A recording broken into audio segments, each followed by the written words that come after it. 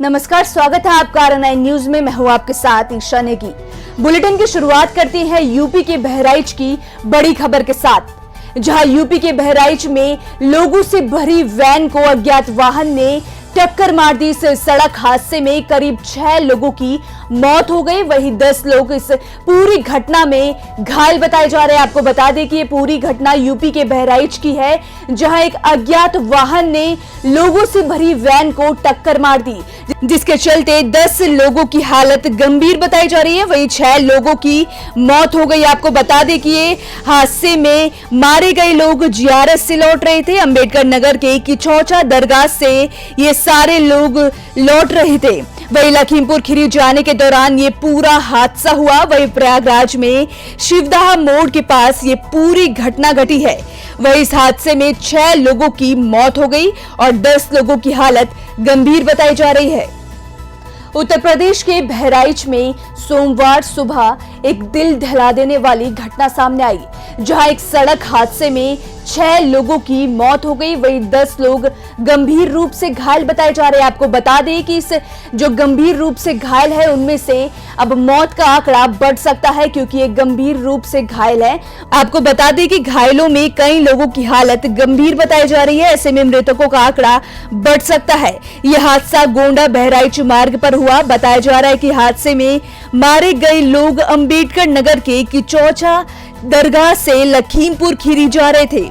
इसी बीच प्रयागराज में शिवदहा मोड़ पर इनके वैन को किसी अज्ञात वाहन ने टक्कर मार दी। हादसे में मारे गए लोग जियारत से लौट रहे थे। पुलिस के अनुसार हादसे में 10 लोग घायल हुए हैं, जिन्हें इलाज के लिए अस्पताल में भर्ती कराया गया है। फिलहाल पुलिस ने मृतकों का शव पोस्टमार्टम के लिए भेजकर मामले की जांच में जुट गई है। तो आ रहे थे किचौचा शरीफ से, तो हमारी गाड़ी करीब आ गई थी 10 किलोमीटर और ये पीछे वाला ड्राइवर जो था पीछे था और पता नहीं किस चीज़ से एक्सीडेंट हुआ है। तो गाड़ी पीछे थी तो हमने फ़ोन किया तो रिसीव नहीं हुआ। 2-3 बार रिसीव किए, रिसीव नहीं हुआ तो हमने कहा ड्राइवर से रोकिए। उसके बाद हमारी लड़की होश में थी, एक बच्ची हमारी होश में थी, हमारे बच्चे बैठे थे, इसमें 1, 2, 3 बच्चे बैठे थे। हमारा छोटा बच्चा डेथ हो गया। 5 पेशेंट आए हैं जो कि ब्रॉड डेड में आए हुए हैं। इसके अलावा 10 पेशेंट आए हैं, उसमें से 1 पेशेंट यहाँ आने के बाद एक्सपायर हुआ है। तो अब तक कितने मौतें हो चुकी हैं? अब तक 6 मौतें हो चुकी हैं। कितने घायल हैं? लगभग 10 पेशेंट घायल हैं। स्थिति क्या?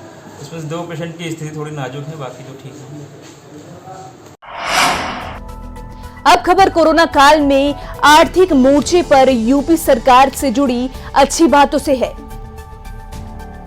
दरअसल यूपी में कोरोना संक्रमण में गिरावट के साथ ही आर्थिक मोर्चे पर प्रदेश सरकार के लिए राहत की खबरें आने लगी है। दशहरा, नवरात्र और दिवाली के लिए प्रदेश में जमकर हुई खरीदारी से योगी सरकार की कमाई में इजाफा हुआ है। प्रदेश सरकार की कमाई का आंकड़ा अक्टूबर महीने में 10,000 करोड़ के पार कर गया है, जो पिछले महीने से 1,648 करोड़ रुपए ज्यादा है। बता दें कि सितंबर में सरकार को 8,346.76 करोड़ रुपए की आय हुई थी। वहीं कोरोना काल में पहली बार किसी एक महीने में यूपी सरकार की कमाई 10,000 करोड़ पहुंची है। ऐसे में अर्थव्यवस्था की रफ्तार पकड़ने से प्रदेश की विकास परियोजनाओं और योजनाओं को और तेज गति मिलने की उम्मीद बढ़ गई है। कमाई के आंकड़ों से पता चलता है कि वैट, स्टंप रजिस्ट्रेशन, वाहन कर, भूतत्व और खनिकर्म सहित सभी प्रमुख मदों में सरकारी राजस्व में बढ़ोतरी हुई है। हालांकि राज्य उत्पाद शुल्क में अभी भी कमी दिख रही है, लेकिन उम्मीद की जा रही है कि आने वाले दिनों में इस क्षेत्र में भी स्थितियां सुधर सकती है। वही खबर है कि प्रधानमंत्री नरेंद्र मोदी दिवाली पर अपने संसदीय क्षेत्र वाराणसी की जनता को एक बम्पर सौगात दे रहे हैं। जानकारी के अनुसार प्रधानमंत्री 12 नवंबर को वाराणसी का दौरा करेंगे। अपने दौरे के क्रम में पीएम मोदी कोरोना काल में तैयार 400 करोड़ की परियोजनाओं का लोकार्पण कर सकते हैं। इसके अलावा करीब 500 करोड़ रुपए की परियोजनाओं के शिलान्यास की भी तैयारियां जोर शोर से चल रही है। आपको बता दें कि पीएम मोदी के संभावित दौरे से पहले मुख्यमंत्री योगी आदित्यनाथ ने भी वाराणसी का दौरा किया था। सूत्रों के अनुसार सीएम ने अपने दौरे के क्रम में दिवाली पर पीएम को वाराणसी आमंत्रित करने का सुझाव दिया था। इसी खबर पर और ज्यादा जानकारी के लिए हमारे साथ जुड़ रहे हैं मदन मोहन शर्मा। कोरोना काल के बाद प्रधानमंत्री नरेंद्र मोदी अपने संसदीय क्षेत्र वाराणसी पहुंचेंगे। 12 नवंबर को प्रधानमंत्री नरेंद्र मोदी का संभावित दौरा है। इसको आपको बता दूं कि प्रधानमंत्री नरेंद्र मोदी जब वाराणसी पहुंचेंगे तो दीपावली से पहले वाराणसी की जनता को लगभग 400 करोड़ की योजनाओं व परियोजनाओं का सौगात भी काशी की जनता को देंगे। एशियन के लिए मदन मोहन शर्मा, वाराणसी। आइए अब जानते हैं ग्राफिक्स के जरिए कुछ अन्य परियोजनाओं को। 45 करोड़ की लागत से बीएचयू में 100 बेड का एमसीएच विंग, 60.63 करोड़ की लागत से शिक्षक आवास, 29.63 करोड़ की लागत से रीजनल ऑर्थोलॉजी विंग, 19 करोड़ की लागत से गंगा प्रदूषण नियंत्रण गौ संरक्षण केंद्र, केंद्रीय कारागार की बाउंड्री वॉल, एयरपोर्ट पर यात्री निवास ब्रिज का निर्माण, 18.46 करोड़ की लागत से लाल बहादुर शास्त्री अस्पताल रामनगर का अपग्रेडेशन, 118.20 करोड़ की लागत से सीड स्टोर निर्माण आईपीडीएस फेज 2, 8.75 करोड़ रुपए से स्पोर्ट्स स्टेडियम के इंफ्रास्ट्रक्चर विकास कार्य, सारनाथ में light and sound show, Deendayal अस्पताल में 50 बेड महिला विंग निर्माण, शहर में स्मार्ट लाइटिंग कार्य, साधन सहकारी समिति कपसिटी में 100 मीट्रिक टन गोदाम निर्माण, 108 सामुदायिक शौचालय का निर्माण, 105 आंगनवाड़ी केंद्रों का निर्माण कार्य। और अब बात करते हैं सर्दियों की शुरुआत से ही प्रदूषण के स्तर गिरने की। तो आपको बता दें कि रविवार को कानपुर देश का 5वें स्थान पर रहा। वहीं आपको बता दें कि प्रदूषण को लेकर कानपुर अब अपने देश का 5वें स्थान पर रहा है। केंद्रीय प्रदूषण नियंत्रण बोर्ड की ओर से जारी आंकड़ों के अनुसार देश भर के प्रदूषित महानगरों के क्रम में कानपुर में प्रदूषण की मात्रा 352 AQI रिकॉर्ड की गई। कानपुर के अलावा देश के अन्य प्रदूषित शहरों में हरियाणा का जिंद शहर में 425 AQI रिकॉर्ड किया गया, जबकि अंबाला में 394, बागपत में 388 और मेरठ में AQI 364 दर्ज किया गया। इन सभी जगहों पर सुबह से शाम और फिर रात तक प्रदूषण की परत छाई रही। प्रदूषित कणों में नाइट्रोजन डाइऑक्साइड और सल्फर डाइऑक्साइड की मात्रा भी अधिक रही। ये कण धुएं और धूल की वजह से अधिक इकट्ठा होते हैं। वही मौसम विभाग का अनुमान है कि हवा में नमी अभी भी और बढ़ेगी और हवा में नमी बढ़ने के चलते प्रदूषित कण एक जगह पर अधिक समय तक जमा रह सकते हैं, जो इंसानों के बेहद हानिकारक है। खासतौर पर सांस संबंधित बीमारियों से ग्रसित लोगों के लिए खतरा अधिक है। कानपुर में प्रदूषण के हालातों का ब्यौरा दे रहे हैं उपेंद्र अवस्थी। कानपुर में जिस तरह से गुलाबी सर्दी का आगमन हो गया है, उसी तरह दिन प्रतिदिन अब वायु प्रदूषण भी बढ़ने लगा है। ज्यों-ज्यों दिवाली त्यौहार नज़दीक आता जा रहा है, वो उसी तरह वायु संक्रमण भी बढ़ता चला जा रहा है। प्रदूषण की बात करें तो अब जगह जगह पर खस्ता हाल सड़कें उस वायु प्रदूषण की कहीं ना कहीं वो भी जिम्मेदार हैं, और जगह जगह पर लोग कूड़ा जला रहे हैं, जो कि सरकार के द्वारा पूर्णतया मनाही कर जाने के बावजूद भी लोग मान नहीं रहे हैं और वायु प्रदूषण बढ़ा रहे हैं।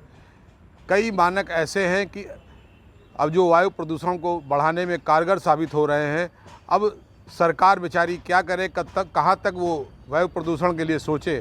वायु प्रदूषण विभाग के लिए भी सोचने का विषय है कि आने वाले त्योहारों में जिस तरह से प्रदूषण बढ़ेगा, वो भी अपने आप में एक सोचने का विषय है कि अब इसको किस तरह नियंत्रित किया जाएगा। सर्दियों में अक्सर कानपुर में प्रदूषण अपनी चरम सीमा पर चला जाता है, जो कि इस वक्त बढ़ना शुरू हो गया है और 2.5 PM के ऊपर इस वक्त वायु प्रदूषण है। ये भी एक खतरे की घंटी है जो वायु प्रदूषण के रूप में अब हमारे सामने खड़ी हो रही है। कैमरामैन मुंतजिर अंसारी के साथ उपेंद्र अवस्थी, HNN न्यूज़ कानपुर। अब बात करते हैं उत्तर प्रदेश में होने वाले उपचुनाव की। तो प्रदेश में 7 विधानसभा सीटों में हो रहे उपचुनाव के तहत 3 नवंबर को वोट डाले जाएंगे। और 10 नवंबर को नतीजों की घोषणा की जाएगी। जिन सीटों पर चुनाव हो रहे हैं उनमें बुलंदशहर की भी एक सीट है। इस सीट पर चुनाव के लिए पोलिंग पार्टियों को रवाना कर दिया गया है। बता दें कि नई मंडी परिसर से पोलिंग पार्टी रवाना हो चुकी है। मिली जानकारी के अनुसार 339 पोलिंग पार्टी की रवानगी के लिए 21 कार्मिक अनुभाग बनाए गए हैं, जिसमें 62 पोलिंग पार्टी रिजर्व रहेंगी। वही पोलिंग पार्टी रवानगी की व्यवस्था का जायजा लेने के लिए एडीएम प्रशासन भी मौके पर पहुंचे। वही चुनावी जानकारियों के लिए हमारे साथ फोन लाइन पर जुड़ रहे हैं संजीव भटनागर। संजीव भटनागर, वहां पे क्या क्या चुनावी तैयारियां चल रही हैं? पुलिस प्रशासन वहां पे क्या क्या इंतजाम कर रही है? बुलंदशहर में हो रहे उपचुनाव के चलते आज पोलिंग पार्टी रवाना हो रही है। वहीं बुलंदशहर की नई मंडी परिसर में पोलिंग पार्टी रवाना है। वहीं भारी पुलिस बल मौके पर तैनात किया जा रहा है। 639 पोलिंग पार्टी चुनाव कराने के लिए निकल चुकी है। 639 पोलिंग पार्टी की रवानगी के लिए 21 कार्मिक अनुभाग बनाए गए हैं, जिसमें 62 पोलिंग पार्टियां रिजर्व रहेंगी। वही पोलिंग पार्टी रवानगी व्यवस्था देखते हुए एडीएम प्रशासन मौके पर है। भारी पुलिस व्यवस्था मौके पर मौजूद है। जी ठीक है। ठीक है। वही गाजियाबाद में सिपाही की संदिग्ध परिस्थितियों में मौत के बाद हड़कंप मच गया है। बताया जा रहा है कि राज्यसभा सांसद अनिल अग्रवाल के साथ बतौर गनर तैनात सिपाही की गोली लगने से मौत हो गई। आपको बता दें कि गनर गौरव मूल रूप से बागपत के सुरूरपुर गांव के रहने वाले हैं। बताया जा रहा है कि ये घटना सांसद के आवास पर बने रेस्ट रूम की है, जहां गनर के संदिग्ध परिस्थितियों में खुद की ही कार्बाइन से गोली मारने की सूचना प्राप्त हुई है। वही घटना की जानकारी मिलते ही एसएसपी ने सांसद के आवास का निरीक्षण किया और मामले की जांच में जुट गई है। थाना कबीरनगर में यह सूचना सांसद श्री अनिल अग्रवाल जी के यहाँ से प्राप्त हुई कि उनके यहाँ गनर के रूप में नियुक्त पुलिसकर्मी श्री गौरव कुमार ने स्वयं अपने आप को गोली मार ली है।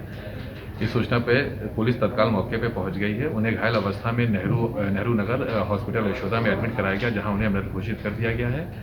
पुलिसकर्मी श्री गौरव कुमार मूल रूप से बागपत जिले के रहने वाले हैं। उम्र करीब 30 वर्ष है और विगत पिछले 6 या 7 माह से वो यहाँ पे गनर के रूप में ड्यूटी कर रहे थे। यहाँ पे मौजूद ड्राइवर जो उनके साथ कमरे में रहते थे, उनके द्वारा यह बताया गया है कि अंतिम बार जब उन्होंने उनको सच देखा तो वह फोन पे बात कर रहे थे। उसके बाद फायर की आवाज़ आई, जिसपे वो कमरे के अंदर जब गए तो उन्हें घायल अवस्था में देखा। तत्काल मौके पे पुलिस पहुंच गई है। अग्रिम कार्रवाई की जा रही है। इस खबर पर और ज्यादा जानकारी के लिए हमारे साथ जुड़ रहे हैं संवाददाता प्रवीण अरोड़ा।